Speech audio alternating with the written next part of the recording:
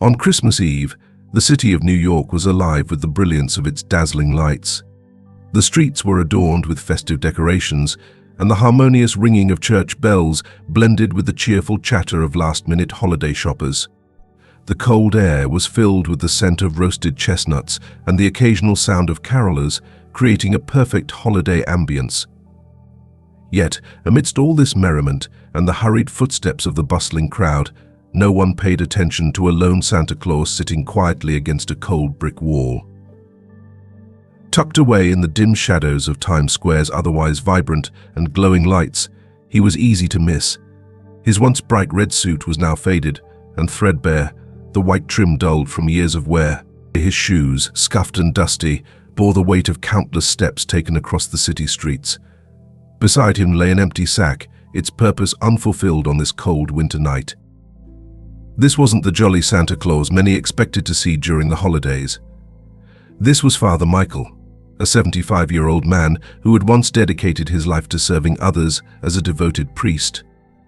But now he found himself sitting on a freezing sidewalk, shivering against the biting December wind. His frail hands trembled in his lap, barely shielded from the chill by thin, warm gloves. His gaze drifted into the distance, as though searching for something or perhaps someone lost in time. It was the kind of look that told of a lifetime of stories, of sacrifices made, of faith unwavering in the face of hardship. Yet, on this busy night, no one stopped to ask. No one paused to wonder why this Santa sat alone, seemingly forgotten in a city that never sleeps. Father Michael had always been a man of great strength, not just in his physical presence during his prime, but in his unwavering commitment to his faith and his community. He had spent decades as a shepherd to his flock, providing guidance, comfort, and hope to those who sought solace within the walls of his small parish. Yet now, here he was, wrapped in the quiet of his solitude, surrounded by the noise of a city that had moved on without him. This Christmas Eve, as the world around him celebrated joy and togetherness, Father Michael sat huddled against the harsh reality of life's unpredictability. His breath formed small clouds in the frosty air as he tightened his thin coat around his shoulders, his mind wandering to memories of Christmases, long past memories of warmth, laughter, and purpose. He silently prayed for the strength to endure, even as the cold seemed to seep into his very bones. If anyone had taken the time to look closer, they might have seen the quiet dignity in his posture, despite the circumstances. They might have noticed the wisdom etched into his lined face, or the faint, unshakable glimmer of faith in his tired eyes. But the crowd hurried on, caught up in their own lives, oblivious to the extraordinary man sitting unnoticed among them. Father Michael had once been the guiding light of a small parish nestled on the outskirts of New York. For over 4 decades, he had been more than just a priest. He was a shepherd, a confidant, and a relentless advocate for his community. His days were filled not only with sermons, but with the quiet, tireless work of bringing hope to those most in need. Whether it was delivering hot meals to a struggling family, offering blankets to the homeless on freezing nights, or simply listening to someone who had no one else, Father Michael never turned away from the needs of his flock. His parish had become a sanctuary for the downtrodden. People knew they could find more than prayer within its walls. They could find warmth, understanding, and unconditional compassion. But as years went by, the tides of fortune began to shift. Attendance dwindled, funding dried up, and the church, once a beacon of hope, was forced to shut its doors. For Father Michael, the closure was more than a loss of a building. It was the loss of a mission that had defined his life. The community he had devoted himself to gradually dispersed, moving away in search of better opportunities. Left with no income, no home, and no place to go, Father Michael faced an unthinkable reality. Yet, even in his despair, he refused to impose his burdens on others. He quietly took to the streets, his faith in God his only companion. As the years wore on, he found a new, humble way to continue his ministry. Each Christmas, he donned an old, weathered Santa suit, a relic gifted by a parishioner long ago. Though the fabric was threadbare and the seams fraying, it served its purpose.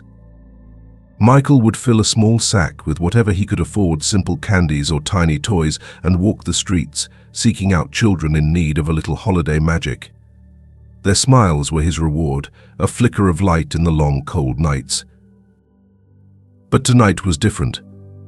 The December air was brutally cold, seeping into his bones and stealing what little strength he had left. The sharp, relentless pain in his chest made every breath feel like a labor. His hands, once steady as he blessed the faithful, now trembled as he clutched the lapels of his thin coat.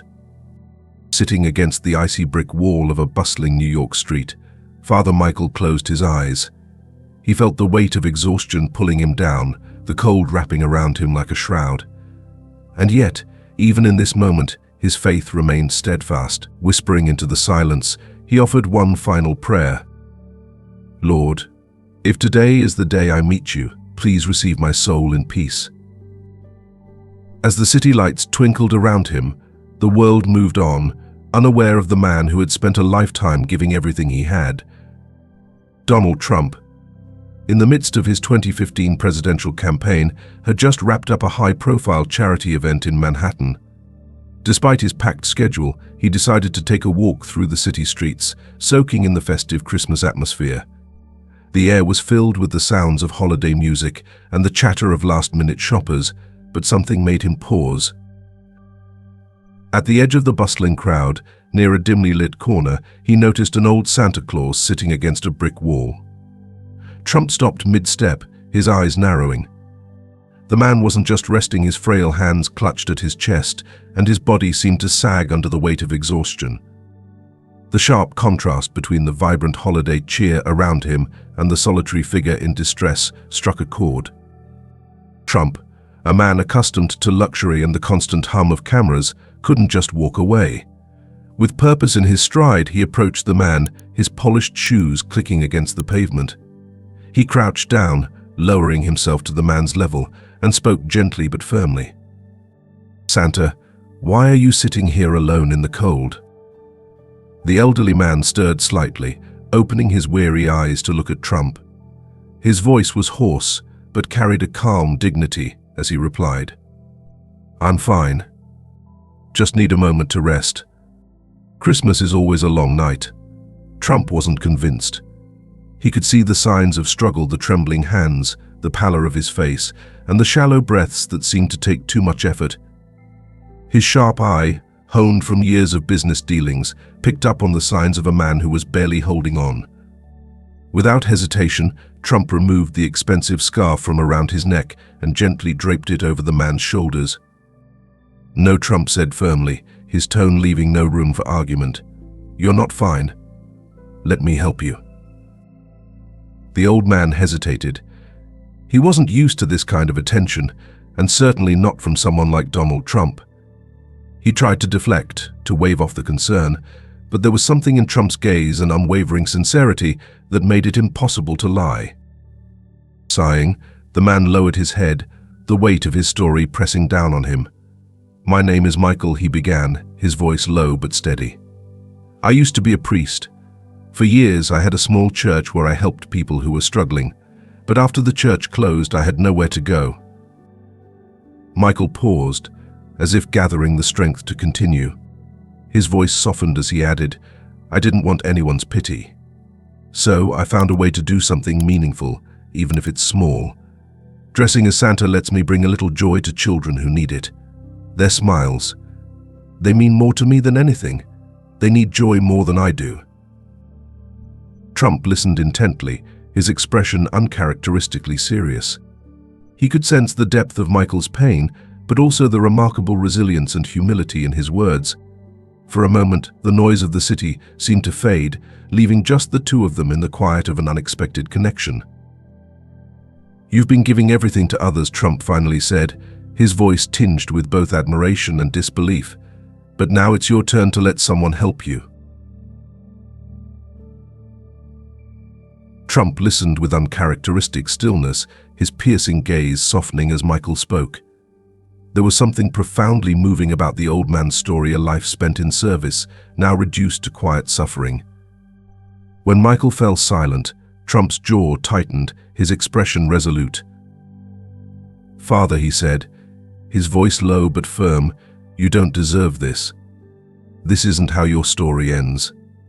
Tonight, everything changes. Trust me." Without another word, Trump pulled out his phone and made a call. His voice, sharp and commanding, carried the weight of someone used to making things happen. "Bring the car around." "Now," he instructed. Within minutes, a sleek black limousine glided to the curb, its polished surface reflecting the twinkling Christmas lights. Trump turned back to Michael, reaching out a hand to help him up. "Come on," he said gently. "You're not spending another minute out here." Michael hesitated, his pride and humility wrestling with the gesture of kindness, but the warmth in Trump's eyes left no room for doubt. With a slight nod, Michael allowed himself to be guided into the car. As the limousine pulled away from the bustling streets, Michael leaned back against the plush leather seat, overwhelmed by the sudden change in his circumstances. The heat from the car's vents thawed his trembling hands, and the quiet hum of the engine seemed to drown out the noise of the world outside. For a moment, neither man spoke. Then, as tears welled up in his tired eyes, Michael murmured a prayer under his breath, his voice barely audible. "Lord, if this is your help, I give you thanks." Trump turned his head, catching the faint words. "You're not alone anymore," he said, his voice steady with determination. "Don't worry about anything. I'll take care of everything." The limousine soon arrived at a luxury hotel in Manhattan, its grand entrance illuminated by the soft glow of golden lights. Trump stepped out first, speaking quickly to the hotel manager who had come to greet him. The staff, clearly informed of the situation in advance, moved with quiet efficiency, preparing for their unexpected guest. As Michael stepped into the hotel lobby, his breath caught in his throat. The warmth enveloped him instantly, the rich scent of pine and cinnamon filling the air. A towering Christmas tree stood in the center, its ornaments glittering like stars. He paused, overwhelmed by the contrast between this opulence and the cold, unforgiving streets he had just left behind. "Father," Trump said, his tone gentle but firm, placing a reassuring hand on Michael's shoulder, "this is where you're staying tonight. You need to rest." Michael stood frozen for a moment, his hand lightly brushing against the edge of a thick, embroidered curtain as if to convince himself it was real. His voice trembled when he finally spoke. "I don't know what to say. I never imagined." "You don't have to say anything," Trump interrupted, his expression softening. "I've also called a doctor. They'll check on your health right away. From now on, you won't have to go through this alone." For the first time in years, Michael felt something stir in his heart, a fragile yet undeniable spark of hope. As he was gently guided toward a room prepared just for him, he glanced back at Trump, who stood watching with a quiet satisfaction. For the first time that night, Michael allowed himself a small, grateful smile. The next morning, a team of highly regarded doctors arrived at the hotel to examine Michael. They approached their patient with warmth and care, treating him with the respect befitting someone who had devoted his life to others. Michael, though hesitant at first, allowed himself to hope as they conducted a thorough examination. The results confirmed what Trump had suspected. Michael's years on the streets had taken a significant toll on his body. His heart was weak, his joints inflamed from constant exposure to the cold, and his overall health was fragile. But the lead doctor offered something that Michael hadn't felt in years: reassurance. "Father Michael," the doctor said kindly, "with the right treatment and time, we can make sure you regain your strength and live more comfortably." Trump, standing nearby, listened intently. He nodded decisively. "Then let's get started. I want the best care for him, whatever it takes." But Trump's vision for helping Michael went far beyond just medical treatment. After the doctors left, he immediately made calls to his network. Major charities, housing organizations, and even a few private donors were brought on board. Trump ensured that Michael wouldn't just have temporary relief, but a permanent, stable solution. By noon, arrangements had already been made. Michael would be moved into a small but cozy apartment in a safe neighborhood, complete with furnishings, groceries, and everything he needed to start fresh. A financial support program was established to cover his living expenses, and a team of volunteers offered to check on him regularly. Meanwhile, the story of the homeless Santa was beginning to take on a life of its own. A passerby had captured a photo of Trump crouched beside Michael on Christmas Eve, his scarf draped over the old man's shoulders. The image was shared across social media, accompanied by captions like "Compassion in Action" and "Christmas Miracle in Manhattan." Within hours, the story went viral. News outlets picked it up, and millions of people around the world were moved by the tale of an elderly priest, forgotten by society, being given a second chance at life. For Michael, the support meant more than just physical comfort, it was a restoration of his mission. With his new home and access to medical care, he found himself dreaming of ways to continue the work that had always been his purpose. He began reaching out to local shelters and community groups, offering to volunteer his time to bring hope to others. Though his health was still fragile, Michael found new strength in the knowledge that he was no longer alone. Each time he saw the smiles of the children he visited, he felt his heart grow lighter. Trump's gesture hadn't just saved his life, it had reignited his spirit. That morning, as he sat by the window of his new apartment, watching snow fall softly on the streets below, Michael clasped his hands together in a prayer of gratitude. He whispered softly, "Lord, you never left me. Thank you for sending help when I needed it most."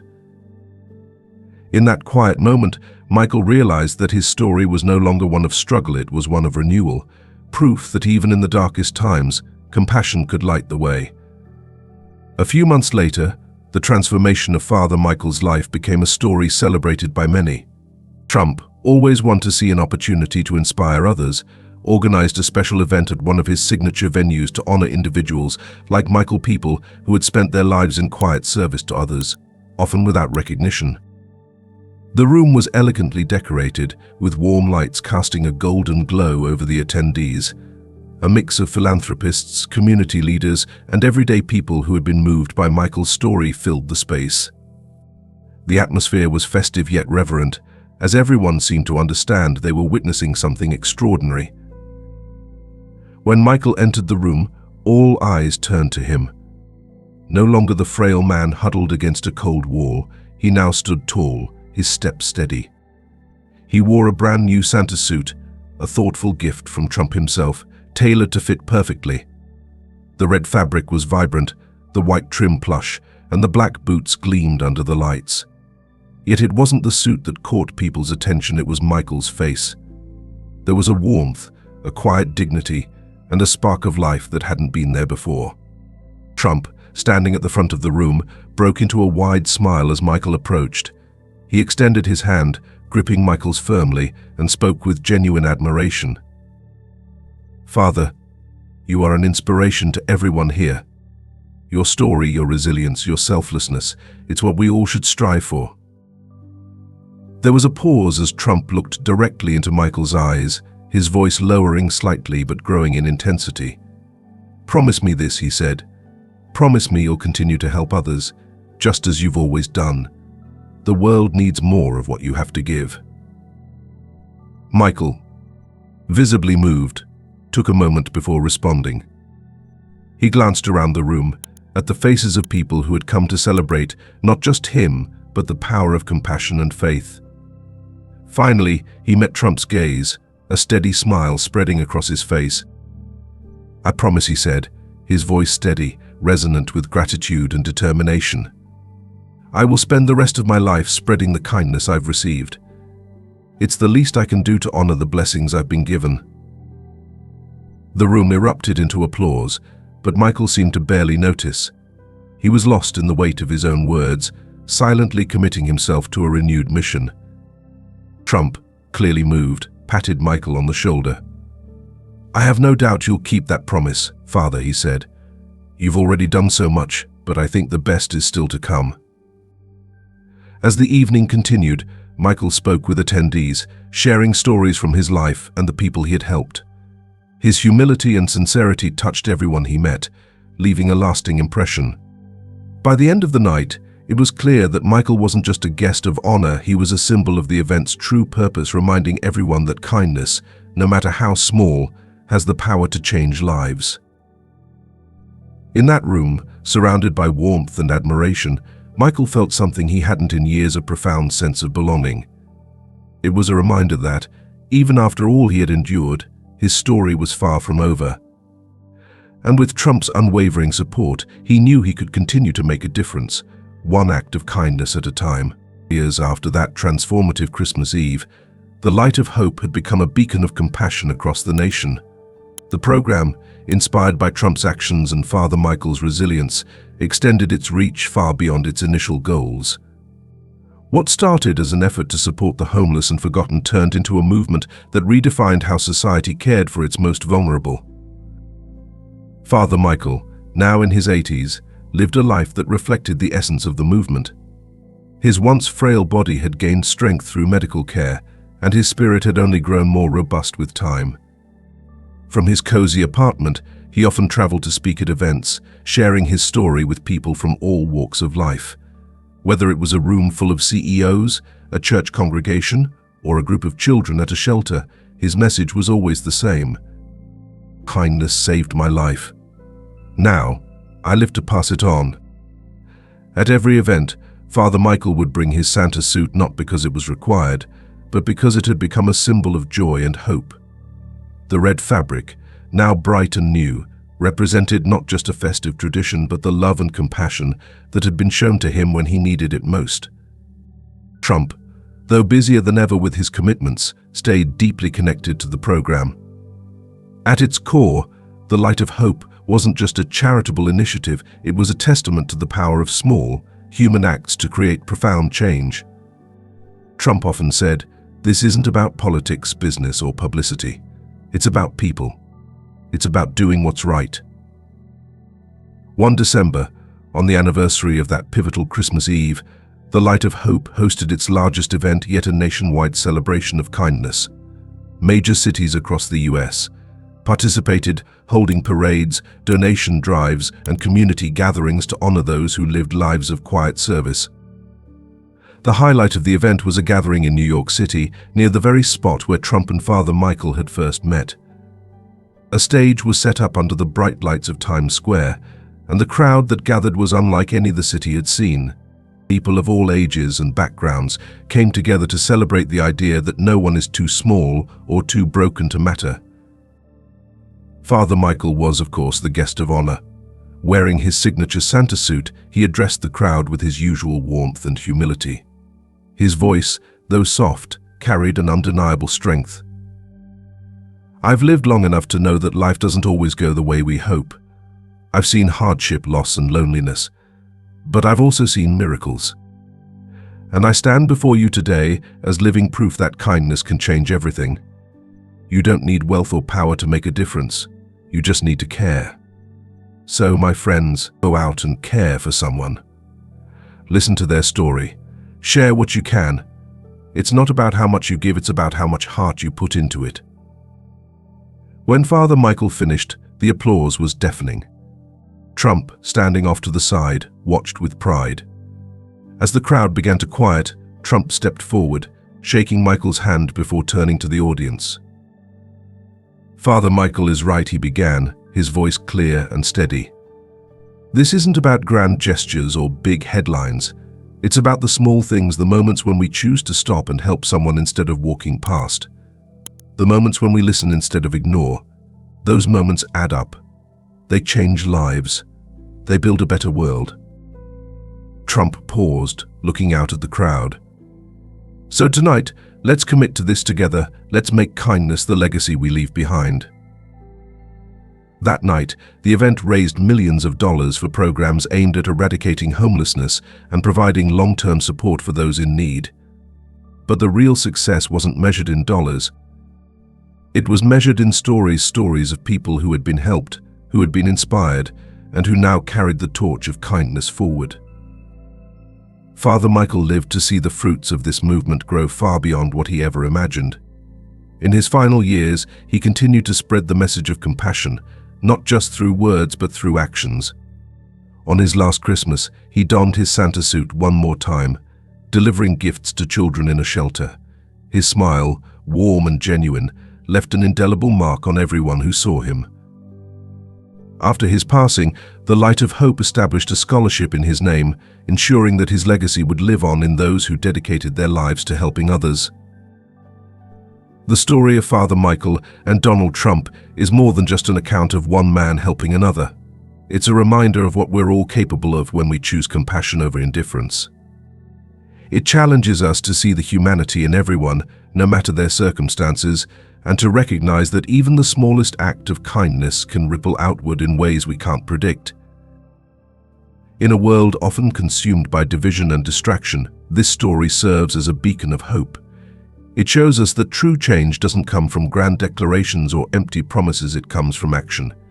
It comes from seeing someone in need and saying, "I can do something about this."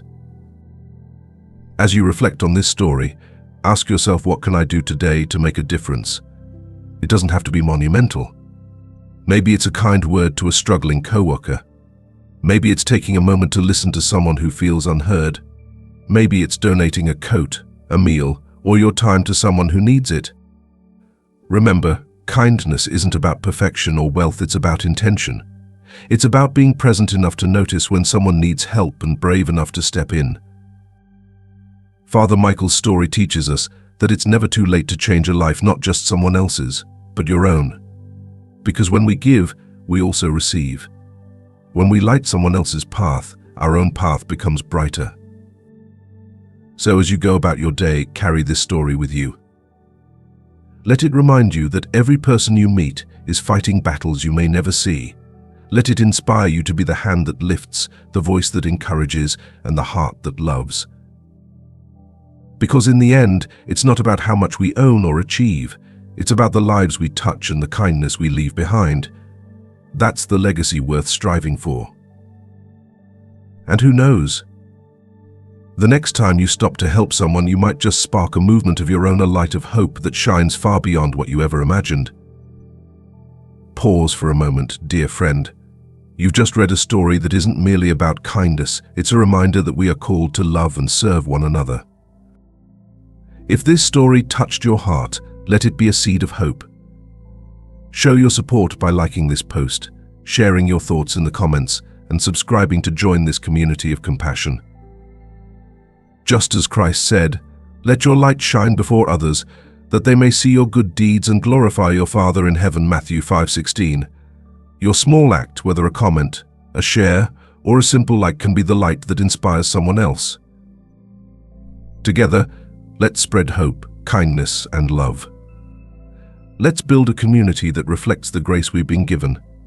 Subscribe now and let's shine brighter together, my beloved child. Do you see it?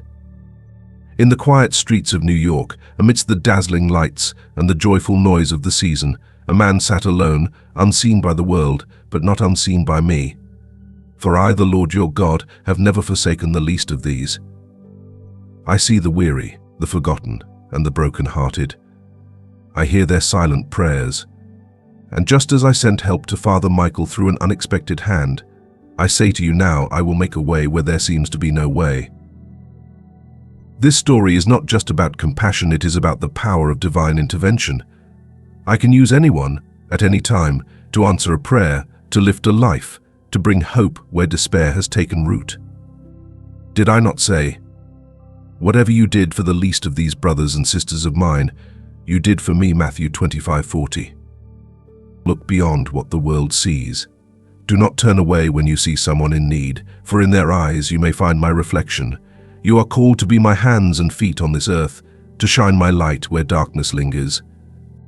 Just as Trump stopped, just as his actions restored dignity to a faithful servant, you, too, are chosen to bring hope, to heal wounds, to lift spirits. You ask, what can I do, Lord? And I say, look around you. There is always someone who needs your kindness, your compassion, your time. The smallest act, be it a word of encouragement, a warm embrace, or a shared meal, can create ripples of change you cannot yet imagine. For when you give, I will multiply it. When you sow in love, you will reap in abundance. Let Father Michael's story be a lesson to your heart. No one is ever truly forgotten. I, the Lord, keep watch over my people. And through you, yes, through you, I will continue to bring miracles, one act of love at a time. So, dear child, rise up and shine my light. The world is waiting for what I have placed within you. Be the answer to someone's prayer. Be the vessel through which my grace flows, and as you bless others, I will bless you beyond measure. For I am with you always, even to the end of the age. Let your light shine before others, that they may see your good deeds and glorify your Father in heaven. Matthew 5:16. Go forth, beloved, and let kindness be your legacy.